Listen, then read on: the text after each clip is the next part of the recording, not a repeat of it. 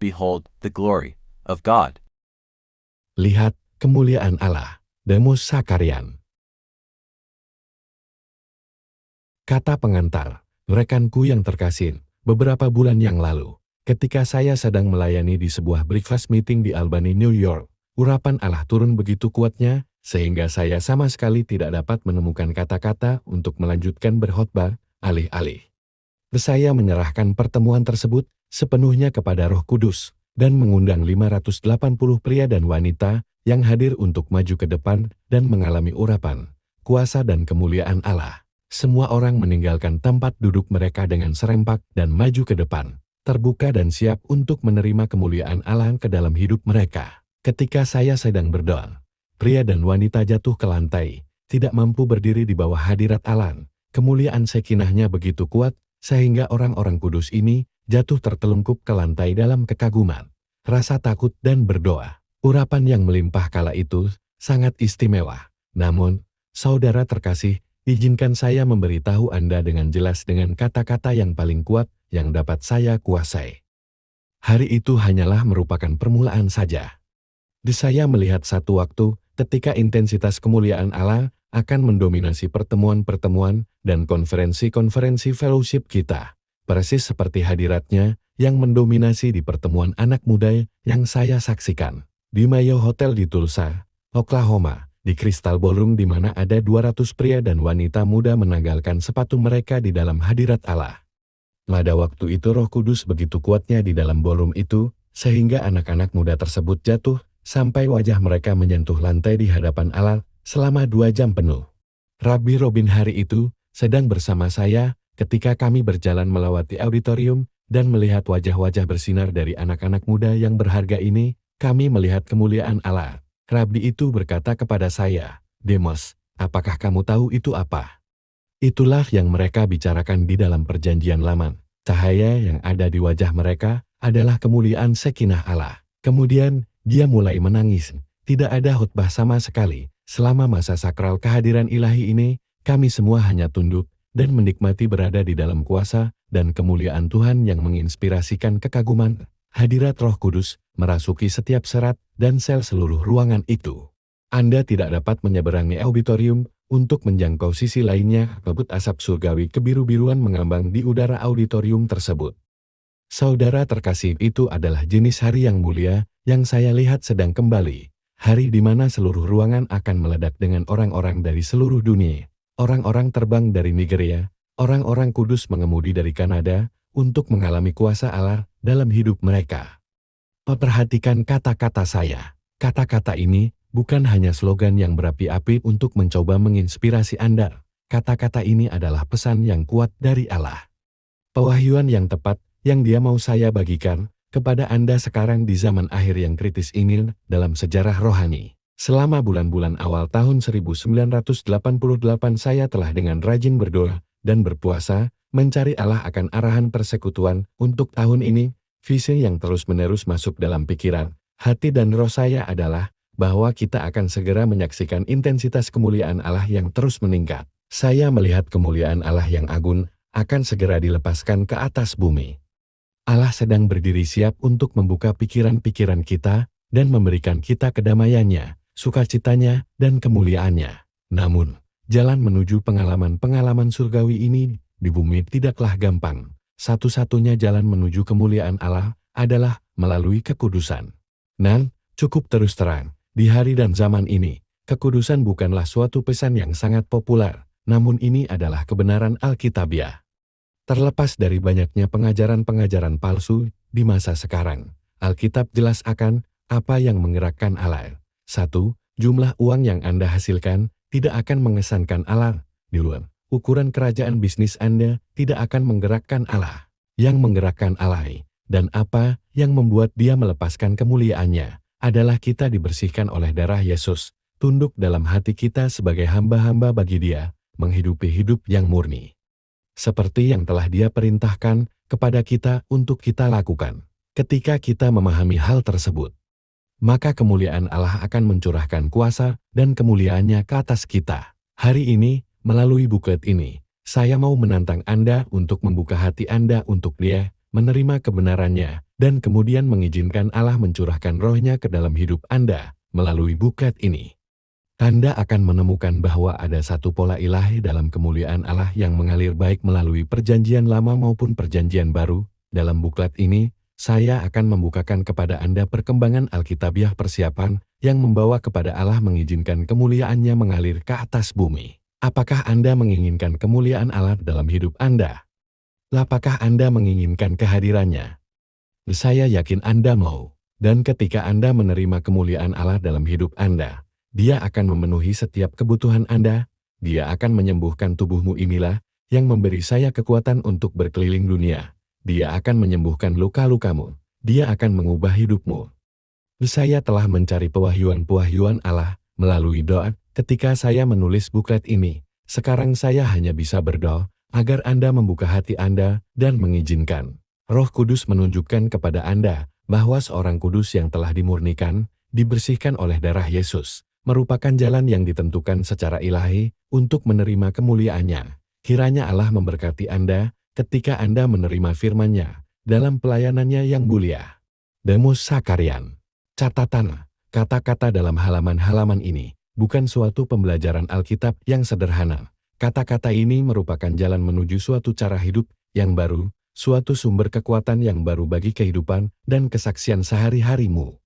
Tolong baca buklet ini dalam kondisi yang berdoa dan dengan hati yang terbuka, dan Allah akan memberkati Anda kuat dahsyat. Lalu awan itu menutupi kemah pertemuan, dan kemuliaan Tuhan memenuhi kemah suci, sehingga Musa tidak dapat memasuki kemah pertemuan, sebab awan itu hinggap di atas kemah itu, dan kemuliaan Tuhan memenuhi kemah suci. Keluaran 40 ayat 34 dan 35. Behold glory of God. Bagian 1. Kemuliaan, Perjanjian Lama.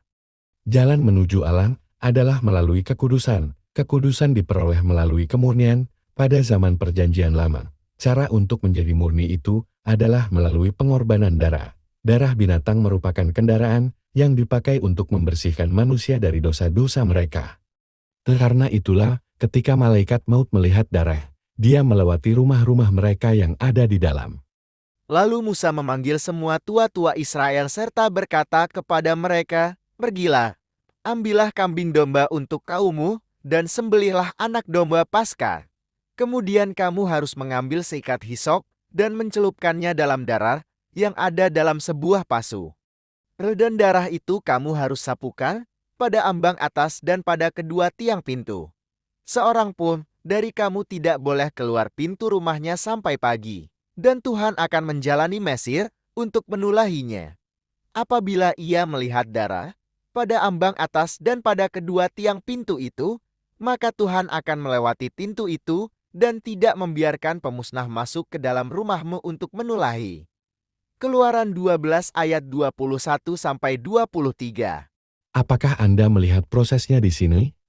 Pertama, diperlukan darah anak domba, kemudian darah tersebut harus secara individu disapukan ke setiap rumah. Untuk melindunginya, terakhir, dengan darah sebagai penutup, perlindungan, sang pemusnah tidak akan masuk ke dalam rumah dan menyebabkan kematian. Tujuan dari pengorbanan darah binatang ini jelas. Bertindak sebagai penutup, untuk memurnikan yang menerima, dan untuk menebus dosa-dosa. Langkah pertama untuk menerima kemuliaan Allah dalam Perjanjian Lama adalah dengan dibersihkan terlebih dahulu dengan pengorbanan darah pada zaman Musa. Allah berkata untuk membangun satu tabut di mana Dia dapat tinggal di antara umatnya. Untuk mempersiapkan tabut ini, Allah meminta suatu persembahan dari hal-hal ini dengan hati yang rela. Ambillah bagi Tuhan persembahan khusus dari barang kepunyaanmu. Setiap orang yang terdorong hatinya harus membawanya sebagai persembahan khusus kepada Tuhan, emas, perak, tembaga, kain ungu tua, kain ungu muda, kain kirmizi, lenan halus, bulu kambing, kulit domba jantan yang diwarnai merah, kulit-kulit lumba-lumba, kayu penaga, minyak untuk penerangan, rempah-rempah untuk minyak urapan dan untuk ukupan dari wangi-wangian, permata krisopras dan permata tatahan untuk baju efod dan untuk tutup dada. Segala orang yang ahli di antara kamu haruslah datang untuk membuat segala yang diperintahkan Tuhan. Keluaran 35 ayat 5-10. Dapatkah Anda membayangkan teriakan dalam suatu pertemuan pada zaman ini jika saya menantang umat kita untuk memenuhi komitmen yang Allah minta dalam perjanjian lama, saya ingin tahu bagaimana reaksi Anda jika saya berkata, sekarang waktunya untuk persembahan. Jika Anda adalah orang kudus yang bersedia, maka maju ke depan sekarang dengan uangmu, saham-sahammu, obligasi-obligasimu, kain linin terbaikmu, pakaian terbaikmu, dan semua perhiasan berharga yang Anda mungkin bawa dengan Anda saat ini. Cincin pernikahan, rantai emas, anting-anting permata. Allah menginginkan itu semua. Kenapa? Jika saya ucapkan hal ini dalam suatu pertemuan, mungkin setengah ruangan akan berjalan keluar dengan muak, yakin bahwa semua yang diperdulikan Demus Sakarian itu hanyalah uangmu, setengah yang lainnya akan tetap tinggal, tapi hanya karena penasaran. Ingin tahu pertunjukan gila apa yang akan saya tunjukkan lagi berikutnya. Tapi itulah tepatnya cara Allah menerima persembahan dalam perjanjian lama dan umatnya meresponinya. Sesudah itu datanglah setiap orang yang tergerak hatinya. Setiap orang yang terdorong jiwanya membawa persembahan khusus kepada Tuhan untuk pekerjaan melengkapi kemah pertemuan dan untuk segala ibadah di dalamnya dan untuk pakaian kudus itu. Keluaran 35 ayat 21. Jika Anda mempelajari ayat-ayat ini dan yang lainnya dalam Keluaran 35, Anda akan menemukan dua kata sifat yang terus muncul kembali, yang bijak hatinya wise-hearted dan yang rela hatinya willing-hearted. Ayat-ayat Alkitab menceritakan kepada kita orang-orang yang membangun bait Allah itu sangat rela dan bijak hatinya, sehingga Musa akhirnya harus menghentikan mereka untuk memberikan kekayaan materi mereka lebih banyak lagi kepada Allah. Dan berkata kepada Musa, rakyat membawa lebih banyak dari yang diperlukan untuk mengerjakan pekerjaan yang diperintahkan Tuhan untuk dilakukan. Lalu Musa memerintahkan supaya dimaklumkan di mana-mana di perkemahan itu. Demikian, tidak usah lagi ada orang laki-laki atau perempuan yang membuat sesuatu menjadi persembahan khusus bagi tempat kudus. Demikianlah rakyat itu dicegah membawa persembahan lagi, sebab bahan yang diperlukan mereka telah cukup untuk melakukan segala pekerjaan itu, bahkan berlebih. Keluaran 36 ayat 5-7. Oh Bapa Surgawi, aku berdoa kiranya akan datang waktunya di dalam persekutuan kami ketika roh kemurahan yang rela meresapi setiap kegiatan kami. Kita membutuhkan material, tenaga kerja, dan alat-alat untuk membangun penjangkauan kita outreach seperti yang Musa perlukan ketika hendak membangun tabut perjanjian. Mereka membangun tabut perjanjian itu dari kelimpahan material dan dari instruksi yang sangat cermat. Allah memberitahu Musa bagaimana membangun tabut itu. Berapa hasta karas ini, berapa lebarnya, dan berapa dalamnya, lengkap dengan ruang maha kudus, ruang kudus, altar korban persembahan, dan tiang-tiang. Sampai ke yang paling detim, ketika mereka hampir selesai, mereka dibuat merekalah patam, zaman yang kudus dari emas murni, dan pada zaman itu dituliskan tulisan, diukirkan seperti meterai, kudus bagi Tuhan. Keluaran 39 ayat 30. Apakah Anda melihatnya? Tuhan memerintahkan anak-anaknya untuk membangun bait suci dan memberikan mereka instruksi-instruksi yang sangat khusus untuk setiap bagian dari bangunan itu. Ketika bait Allah itu selesai, Allah memerintahkan anak-anaknya untuk menulis satu hal di atas bait Allah itu. Dan dia menginginkannya dalam huruf besar semua kekudusan bagi Tuhan. Kekudusan di atas segala-galanya adalah penting bagi Allah. Setelah bait Allah itu disiapkan, Allah memanggil seorang imam. Kau kenakanlah pakaian yang kudus kepada Harun. Kau urapi dan kau kuduskanlah dia supaya ia memegang jabatan imam bagiku juga anak-anaknya kau suruhlah mendekat dan kau kenakanlah kemeja kepada mereka. Urapilah mereka, seperti engkau mengurapi ayah mereka, supaya mereka memegang jabatan imam bagiku. Dan ini terjadi, supaya berdasarkan pengurapan itu, mereka memegang jabatan imam untuk selama-lamanya turun-temurun. Keluaran 40 ayat 13-15. Melalui imam-imamnya, mereka kemudian mempersembahkan persembahan mereka kepada Allah. Mazbah korban bakaran ditempatkannya di depan pintu kemah suci yakni kemah pertemuan itu, dan dipersembahkannyalah di atasnya korban bakaran dan korban sajian seperti yang diperintahkan Tuhan kepada Musa. Keluaran 40 ayat 9. Setelah bangsa Israel mempersembahkan korban-korban tersebut, maka kemudian kemuliaan Allah turun ke dalam kemah pertemuan itu. Dan itu sangat berkuasa, sangat besar sekali kuasanya, sehingga bahkan Musa tidak dapat masuk ke dalam kemah itu karena hadirat Tuhan. Sehingga Musa tidak dapat memasuki kemah pertemuan, sebab awan itu hinggap di atas kemah itu, dan kemuliaan Tuhan memenuhi kemah suci. Keluaran 40 ayat 35. Saudara terkasih, mari kita jujur sekali mengenai perjalanan kita bersama Allah. Hari-hari ini, begitu banyak penekanan diletakkan atas sifat Allah yang mengasihi dan memahami Allah yang selalu siap dan bersedia untuk memaafkan kesalahan-kesalahan. Allah menyebutnya dosa kita, sehingga kita sering lupa bahwa Dia memiliki sisi lain dari sifatnya, bagian yang membenci apa yang tidak kudus. Berilah kepada Tuhan kemuliaan namanya, bawalah persembahan, dan masuklah menghadap Dia. Sujudlah menyembah kepada Tuhan, dengan berhiaskan kekudusan. 1 Tawarikh 16 ayat 29. Berikut adalah kebenaran Alkitabiah yang jelas. Allah tidak mau berurusan apapun dengan mereka yang tidak kudus, sebab akulah Tuhan yang telah menuntun kamu keluar dari tanah Mesir, supaya menjadi Allahmu. Jadilah kudus, sebab aku ini kudus. Imamat 11 ayat 45. Karena itulah, Dia memerintahkan pengorbanan darah binatang untuk menebus dosa dalam hidup mereka, dan membuat mereka kudus dalam pandangan Allah. Salomo membangun sebuah bait Allah, dan Allah menyuruhnya untuk membawa masuk peniup trompet dan penyanyi untuk merayakan hari tersebut. Lalu para peniup nafiri dan para penyanyi itu serentak memperdengarkan paduan suaranya untuk menyanyikan puji-pujian dan syukur kepada Tuhan. Mereka menyaringkan suara dengan nafiri, ceracap dan alat-alat musik sambil memuji Tuhan dengan ucapan sebab Ia baik. Bahwasanya untuk selama-lamanya kasih setianya. Pada ketika itu rumah itu, yakni rumah Tuhan, dipenuhi awan, sehingga imam-imam itu tidak tahan berdiri untuk menyelenggarakan kebaktian karena awan itu, sebab kemuliaan Tuhan memenuhi rumah Allah. 2 Tawarikh 5 ayat 11-14. Bacaan di atas menunjukkan kepada kita begitu banyak tentang sifat Allah, dan tentang apa yang menyenangkan Dia. Waktu itu keagungan dan kemuliaan Allah begitu kuatnya, sehingga ketika mereka dikuduskan dan disatukan, bernyanyi, memuji dan bersyukur kepada Tuhan, seluruh rumah Allah itu dipenuhi dengan awan kebiru-biruan, dan imam-imam tidak sanggup berdiri untuk melayani. Pujian sangat penting sekali bagi ibadah waktu itu. Imam Perjanjian Lama bertemu dengan Allah di ruang Maha Kudus, namun prasyarat yang diperlukan terhadap perjumpaan mujizat adalah ucapan syukur dan pujian. Masuklah melalui pintu gerbangnya dengan nyanyian syukur, ke dalam pelatarannya dengan puji-pujian.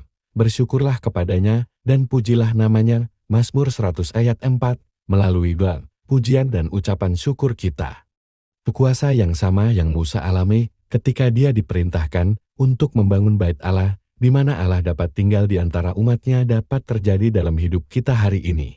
Melalui doa, pujian dan ucapan syukur kita. Kuasa yang sama yang Musa alami ketika dia diperintahkan untuk membangun bait Allah, di mana Allah dapat tinggal di antara umatnya, dapat terjadi dalam hidup kita hari ini. Tetapi tolong lepaskan semua harapan-harapan yang telah ditetapkan sebelumnya tentang harus seperti apa doa dan pujian itu dalam pertemuan-pertemuan dan konferensi-konferensi kita. Tidak ada rumus yang ditetapkan untuk pujian. Alkitab tidak pernah memberitahu kita bahwa kita harus lakukan ini atau nyanyi itu untuk memuji Allah. Bapa Surgawi kita mengizinkan keanekaragaman, spontanitas, dan kebebasan berekspresi dalam pujian kita kepada Dia. Demikian pula kita. Mereka yang menunjukkan satu ekspresi pujian, seperti mengangkat tangan, tidaklah lebih dekat kepada kemuliaan ilahi dibanding mereka yang memilih berbaris di dalam roh, atau mereka yang lebih memilih untuk memuji Allah dengan mata tertutup sambil duduk.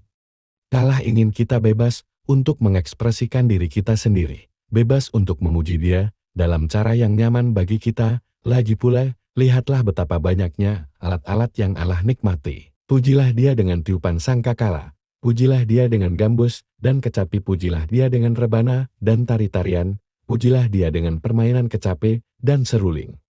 Pujilah Dia dengan ceracap yang berdenting, pujilah Dia dengan ceracap yang berdentang. Biarlah segala yang bernafas memuji Tuhan. Haleluya. Mazmur 150 ayat 3-6.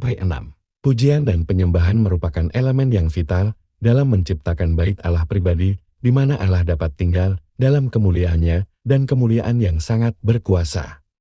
Setiap kali Musa berhubungan dengan Allah di atas gunung, wajahnya akan bercahaya ketika dia turun kembali kepada umatnya. Pancaran sinarnya begitu terang, sehingga Musa harus menutupi wajahnya dengan kerudung untuk melindungi mereka yang melihat wajahnya. Ketika Musa turun dari Gunung Sinai, bahwa kulit mukanya bercahaya oleh karena ia telah berbicara dengan Tuhan. Ketika Harun dan segala orang Israel melihat Musa, tampak kulit mukanya bercahaya, maka takutlah mereka mendekati dia. Setelah Musa selesai berbicara dengan mereka, diselubunginyalah mukanya. Keluaran 34 ayat 29-34.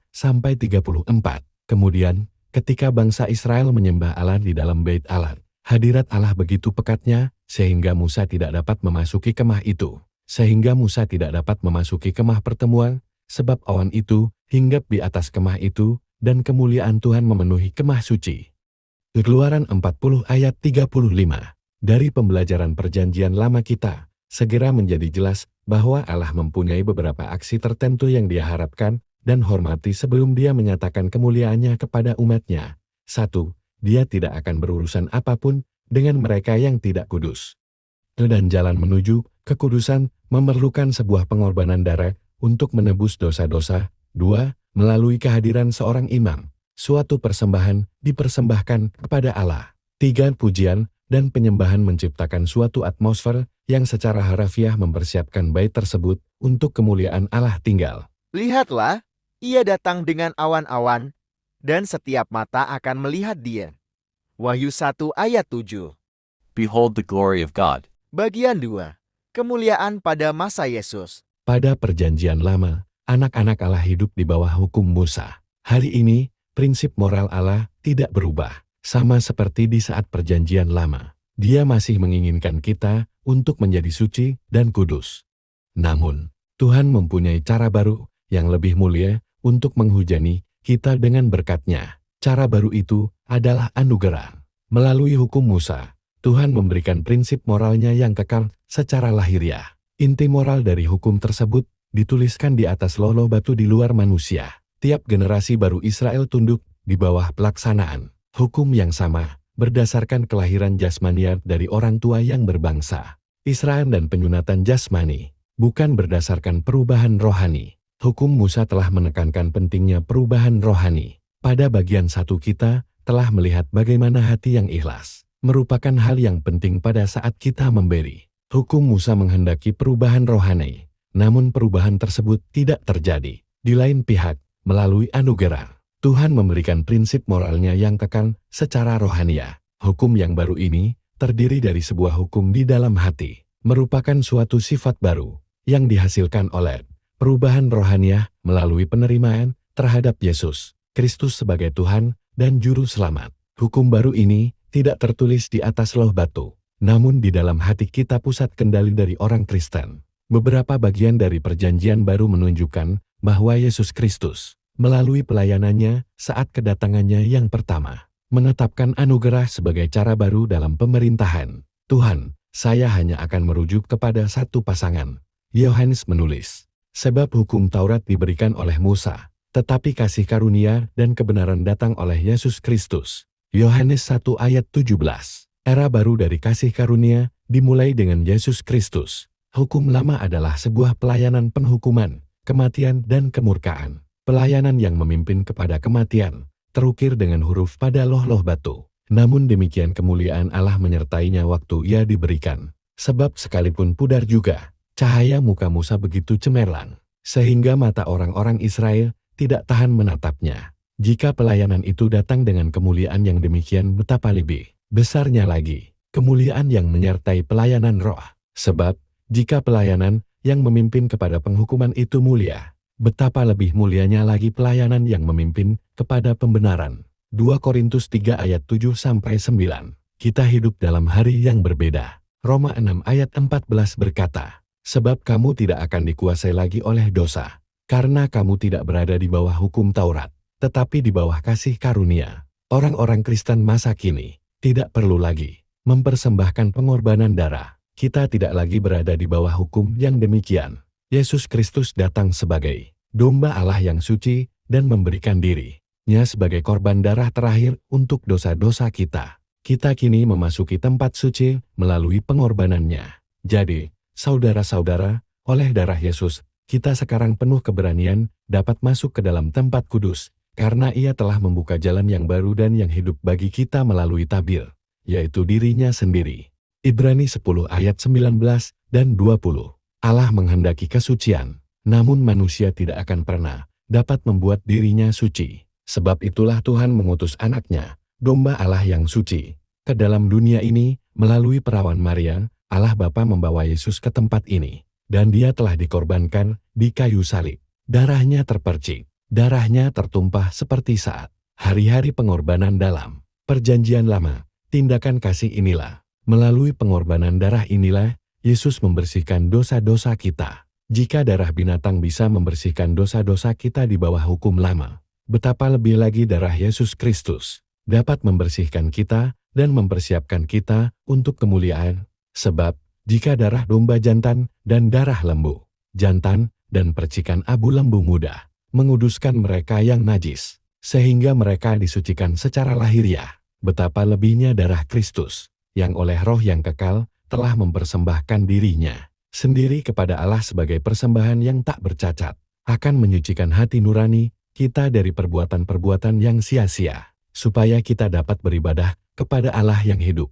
Ibrani 9 ayat 13 dan 14. Kita memiliki sesuatu yang jauh lebih baik daripada darah binatang. Ketika kita memiliki darah Yesus, darah dari Putera Allah, betapa Allah akan lebih menghormati darah putranya sendiri. Dia tidak hanya akan lewat saja, namun Dia akan mencurahkan Roh-Nya atas kita, membuka pikiran kita, dan memberikan kita damai dan sukacita. Darah Yesus menutupi seluruh dosa kita dan membasuh hati kita. Ketika kita mengakui dosa-dosa kita kepada Tuhan, kita menyingkirkan dosa-dosa tersebut dan datang ke bawah darah tersebut. Tuhan telah memberikan kita perjanjian baru. Bangsa Yahudi pada abad pertama adalah bangsa yang unik. Mereka memiliki banyak perjanjian dengan Tuhan dalam perjanjian lama, termasuk perjanjian yang dibuat Tuhan bersama Abraham. Kejadian 17 ayat 1 dan 2. Dan ayat 9 ayat 14, dan bersama bangsa Israel Keluaran 24 ayat 1-8. Namun sayangnya, sebagaimana sifat manusia, bangsa Yahudi dengan keras hati melanggar perjanjian tersebut oleh dosa mereka. Dan pada waktunya, Tuhan, melalui Nabi Yeremia, menjanjikan sebuah perjanjian baru. Perjanjian baru tersebut bersifat dalam batin. Tuhan akan menuliskan hukumnya di hati mereka, dan akan dibangun di atas dasar pengampunan ilahi. Sesungguhnya, akan datang waktunya. Demikianlah firman Tuhan. Aku akan mengadakan perjanjian baru dengan kaum Israel dan kaum Yehuda, bukan seperti perjanjian yang telah kuadakan dengan nenek moyang mereka pada waktu aku memegang tangan mereka untuk membawa mereka keluar dari tanah Mesir. Perjanjianku itu telah mereka ingkari, meskipun aku menjadi Tuhan yang berkuasa atas mereka. Demikianlah firman Tuhan. Tetapi beginilah perjanjian yang kuadakan dengan kaum Israel sesudah waktu itu. Demikianlah firman Tuhan. Aku akan menaruh Tauratku dalam batin mereka dan menuliskannya dalam hati mereka. Maka aku akan menjadi Allah mereka dan mereka akan menjadi umatku. Yeremia 31 ayat 31 dan 33. Ketika Yesus berbicara tentang darahnya yang menobatkan perjanjian baru. Lukas 22 ayat 20.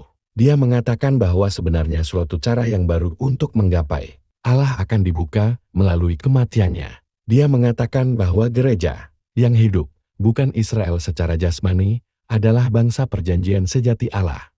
Kini, setiap orang suci yang percaya dan melayani Yesus Kristus menjadi bagian dari perjanjian baru tersebut dan berfungsi sebagaimana layaknya seorang imam.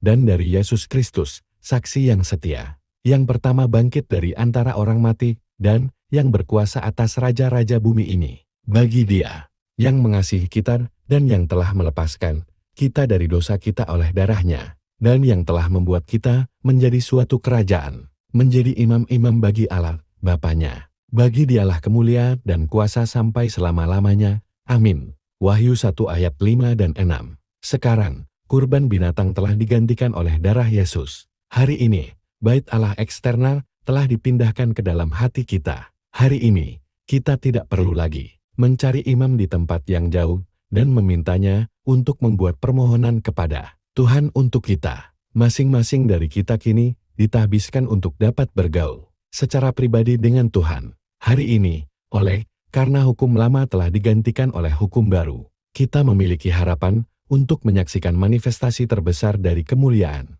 Allah di dalam sejarah rohani manusia. Ia adalah cahaya kemuliaan Allah dan gambar wujud Allah, dan menopang segala yang ada dengan firman-Nya yang penuh kekuasaan, dan setelah ia selesai mengadakan penyucian dosa, ia duduk di sebelah kanan yang maha besar, di tempat yang tinggi. Ibrani 1 ayat 3.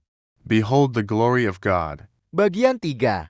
Kemuliaan pada zaman akhir.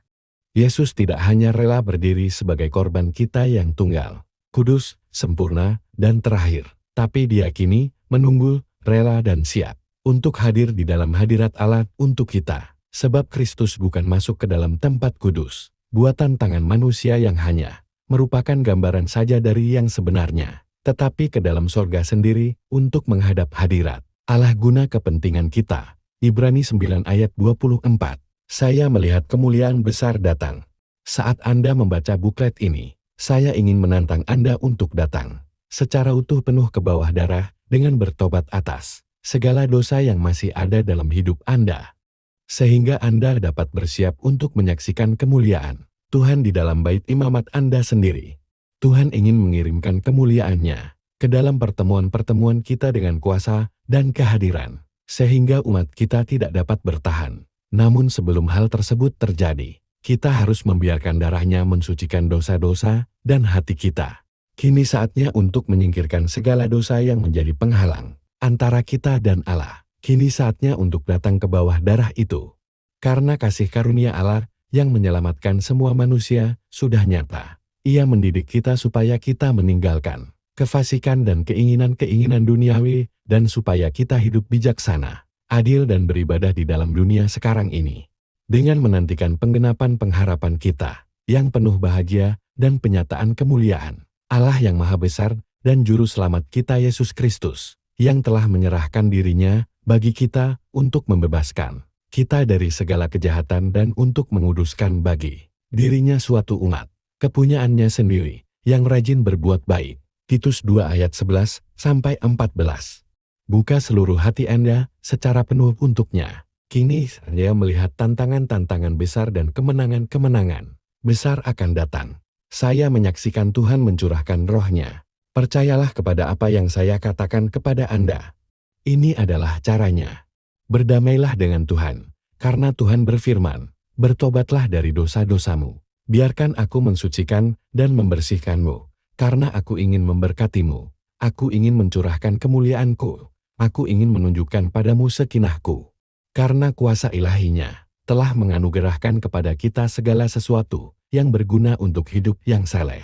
Oleh pengenalan kita akan Dia, yang telah memanggil kita oleh kuasa-Nya yang mulia dan ajaib. Dengan jalan itu Ia telah menganugerahkan kepada kita janji-janji yang berharga dan yang sangat besar, supaya olehnya kamu boleh mengambil bagian dalam kodrat ilahi, dan luput dari hawa nafsu duniawi yang membinasakan dunia. 2 Petrus 1 ayat 3 dan 4.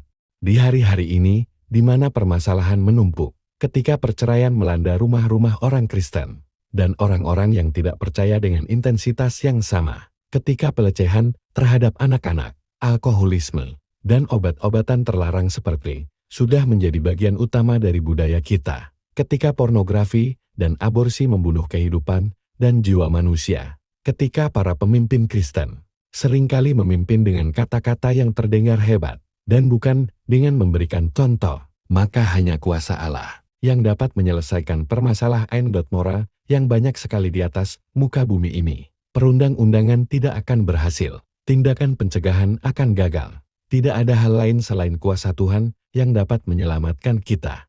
Namun bagaimana orang-orang Kristen yang tidak setia dan orang-orang yang tidak percaya mengenal kuasa-Nya kecuali mereka melihatnya? Ketika orang-orang yang tidak percaya melihat kuasa Allah turun atas manusia, mereka akan ketakutan, bertobat atas dosa mereka, dan berdamai dengan Tuhan.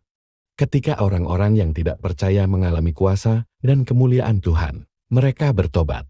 Itulah yang terjadi pada Saulus saat dia mengalami kemuliaan Tuhan dalam perjalanan menuju Damaskus. Kejadian itu begitu menggetarkan seluruh jiwanya, sehingga dia kehilangan penglihatannya. Dan karena aku tidak dapat melihat, karena cahaya yang menyilaukan mata itu, maka kawan-kawan seperjalananku memegang tanganku dan menuntun aku ke Damsyik. Kisah Para Rasul 22 ayat 11.